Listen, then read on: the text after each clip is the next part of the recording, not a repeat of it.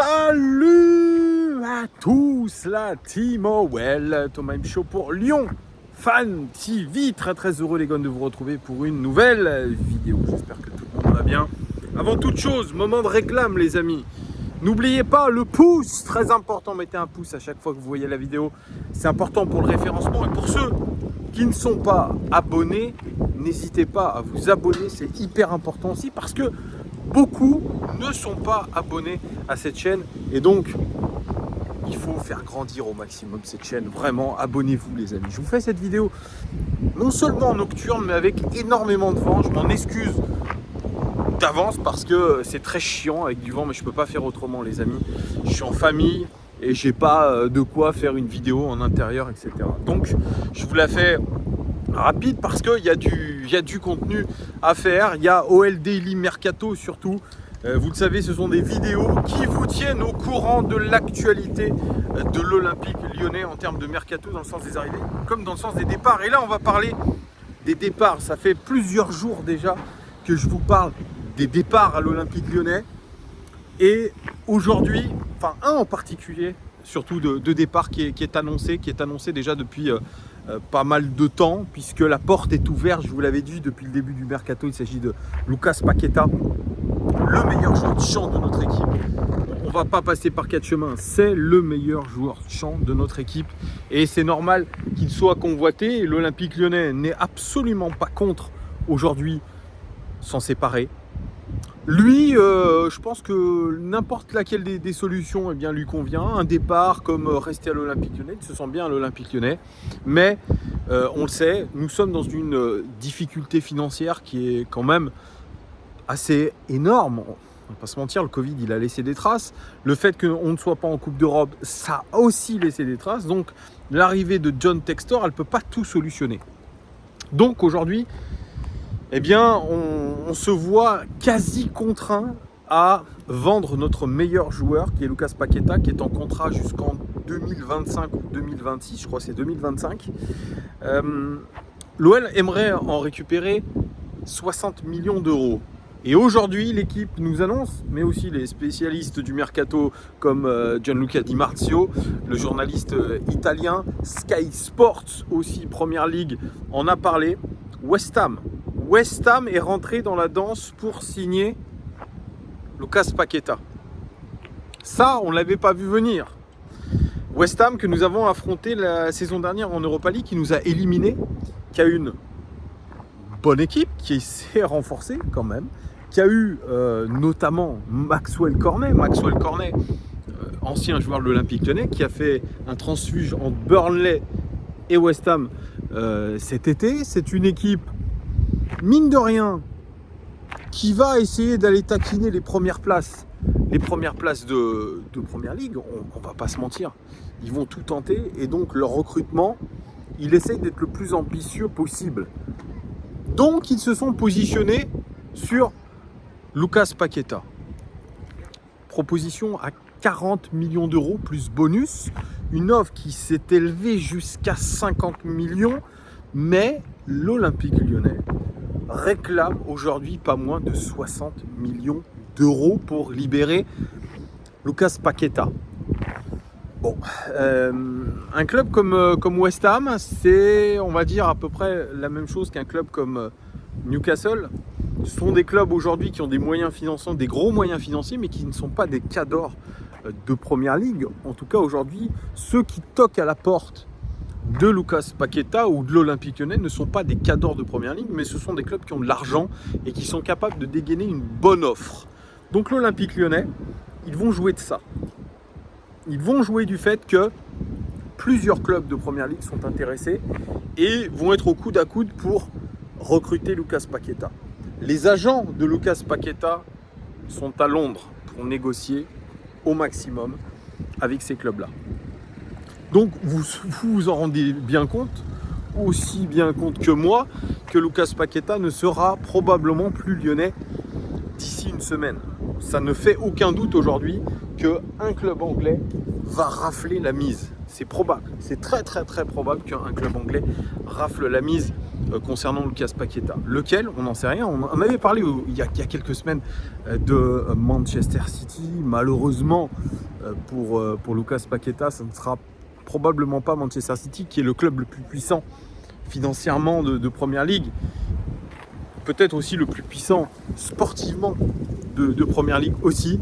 Le club de Pep Guardiola va conserver Bernardo Silva. C'était en tout cas ce fameux jeu des chaises musicales qui était en jeu, avec le fait qu'il fallait que ce soit... Je regarde un petit peu ce qui se passe aux alentours de moi pour ne pas me faire shooter par une bagnole. Essayer qu'il y ait le moins de bruit possible aussi, donc excusez-moi. Oui, donc si Bernardo Silva quittait Manchester City, alors on pensait que Lucas Paqueta allait rejoindre Manchester City. Ça ne sera pas le cas. Donc, il est obligé de se rabattre sur des clubs entre très gros guillemets de seconde zone de Première Ligue, non pas les Cadors, non pas le Big Four. Donc voilà. Mais aujourd'hui, ça c'est très bien dit dans le journal L'Équipe. Il sait très bien, Lucas Paqueta, que ça n'entachera en rien sa réputation et surtout, ça ne l'empêchera pas d'être titulaire avec le Brésil. Parce que Rafinha, qui était à Leeds, qui est aujourd'hui au Barça, c'est vrai, mais comment il s'appelle, Richarlison, pareil, qui était à Everton, eh bien, ils étaient titulaires avec la Seleção. Donc, Lucas Paqueta, qui est titulaire avec le Brésil, ne devrait pas être mis sur le banc touche parce qu'il part du côté de West Ham ou de Newcastle.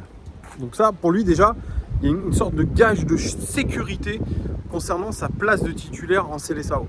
Donc ça, c'est peut-être aussi ce qui a été négocié. Après, il y a un autre volet qui est évoqué aussi dans le journal de L'Équipe, c'est le volet salarial. Le volet salarial, il est important. À Lyon, à l'OL, il ne gagne pas énormément. Et ça, c'est des gros guillemets aussi. Il a un salaire qui est en deçà de ce qu'il a montré sur le terrain, de sa place à l'Olympique Lyonnais, dans le groupe pro, sa place de, désolé pour le vent, sa place de meilleur joueur de l'Olympique Lyonnais, c'est en dessous son salaire. Donc probablement que si West Ham veut le récupérer, ou si un club de Première Ligue, pareil on peut parler aussi de Newcastle, veut le récupérer, ça sera probablement en triplant ou quadruplant son salaire. Donc pour taquiner, je vous le dis très honnêtement, taquiner le 1 million d'euros par mois. Voilà, c'est aussi simple que ça. Donc il va falloir négocier avec le joueur. Aujourd'hui, il n'y aurait aucun accord entre Paqueta et West Ham, entre Paqueta et Newcastle, mais je pense que les positions vont s'affiner avec les jours qui vont arriver. Probablement, les amis, il va y avoir des grosses négociations qui vont être faites des deux côtés, entre le joueur, enfin ses représentants et les différents clubs, et entre les différents clubs et l'Olympique Lyonnais. Les enchères vont probablement monter, et l'OL a raison en tout cas de faire monter les enchères au maximum quand on voit qu'un club comme Leicester se permet de refuser une offre de 80 millions d'euros pour Wesley Fofana ou alors pour James Maddison. On peut évidemment se le permettre aussi. Je pense qu'on est en droit aujourd'hui avec un joueur qui est considéré comme le meilleur joueur de notre équipe, joueur de champ, qui est un titulaire incontestable en sélection brésilienne. Aujourd'hui, on peut se permettre de faire monter les enchères auprès de ces clubs-là qui sont, on ne va pas se mentir, capables de mettre une somme d'argent comme celle-là, comme celle demandée par l'Olympique Lyonnais, à savoir 60 millions d'euros, en rajoutant peut-être les bonus. Donc on n'est pas au bout du suspense, en tout cas pour le nom de la future destination de Lucas Paqueta. Comme je vous l'ai dit, il y a très peu de doute aujourd'hui sur le fait que Lucas Paqueta va quitter l'Olympique Lyonnais. Ça c'est évident. Voilà. Vous me direz vous ce que vous en pensez en commentaire. Est-ce que West Ham est une bonne destination pour notre ami Lucas Paqueta? J'attends vos réactions en commentaire. Deuxième info, j'en parlais hier. L'équipe aussi qui annonçait que Moussa Dembélé n'allait pas re-signer son bail à l'Olympique Lyonnais. Voilà, il va aller au bout de son contrat 2023. Il va aller tranquillement jusqu'au bout de son contrat à moins qu'une offre arrive sur la table pour lui, une offre satisfaisante pour les deux parties. On suppose que l'OL aimerait quand même récupérer un petit peu d'argent sur un joueur qui a coûté cher au club aussi. Après, j'ai lu tous vos commentaires sur la vidéo que j'ai faite hier. Vous n'êtes pas tous d'accord avec moi et vous avez vos raisons qui sont quand même entendables, en disant que l'OL n'avait pas été très cool avec Moussa Dembélé, notamment sur la venue d'Alexandre Lacazette, sur son statut de capitaine déchu aussi à Moussa Dembélé. Donc vous n'êtes pas trop d'accord sur le fait que moi je dise que c'est pas très cool qu'il ne re-signe pas avec l'OL et que l'OL a fait beaucoup pour lui. Vous me dites le contraire, que l'arrivée de Lacazette a complètement modifié quelque chose et surtout que on essaie de lui faire signer une prolongation de contrat et si effectivement il savait que Alexandre Lacazette allait revenir à l'Olympique Lyonnais et en plus avoir le brassard de capitaine, eh bien c'est sûr que ce n'était pas très engageant pour lui de rester à l'Olympique Lyonnais. Donc ça, je veux bien l'entendre. Aujourd'hui, le journal L'Équipe nous annonce que Moussa Dembélé aura une offre, enfin surtout le club, l'OL, aura une offre de la part de la Real Sociedad, qui est en train de perdre son buteur suédois, Isaac, qui est en partance pour un club de première ligue, il me semble, pour Fulham, si j'ai bonne mémoire. Donc la Real Sociedad cherche un buteur. Et ils ont jeté leur défolu sur Moussa Dembélé, 6 millions d'euros de transfert, plus 2 millions de bonus. Ça a l'air de satisfaire les deux parties. Moussa Dembélé n'est pas contre revenir. Alors je ne le connais pas, Moussa Dembélé ne serait pas contre revenir en Liga, dans un bon club, dans un club ambitieux de la Real Sociedad, qui a signé le Messi japonais, comme on l'appelait à l'époque, Kubo. C'était cet été, ancien club de Antoine Griezmann aussi, il est passé par là-bas.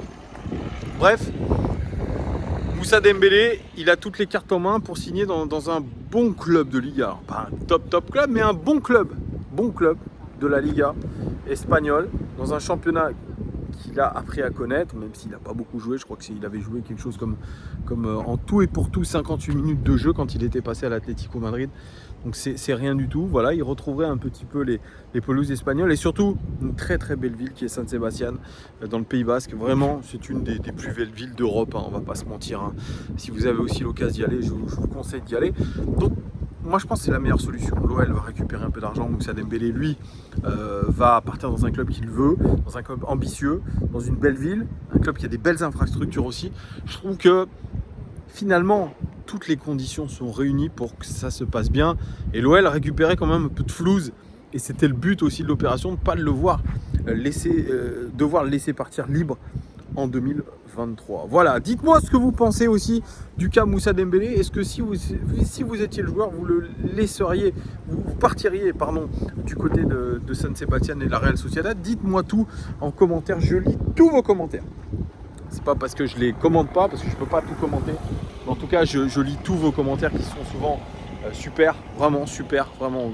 Vous avez tous un avis différent, vous argumentez. Et je pense aussi à Daono Kinder qui fait des pavés, mais hyper intéressants, hyper percutants et très précis. Donc voilà, je vous remercie tous pour votre fidélité. Je vous dis à très vite les gars. Je pense que on aura l'occasion de refaire des petites vidéos pour parler du mercato parce que ça va vraiment bouger dans les prochains jours. Allez, je vous fais des gros bisous. Bonne soirée, bonne journée, ce que vous voulez. À très vite. Ciao.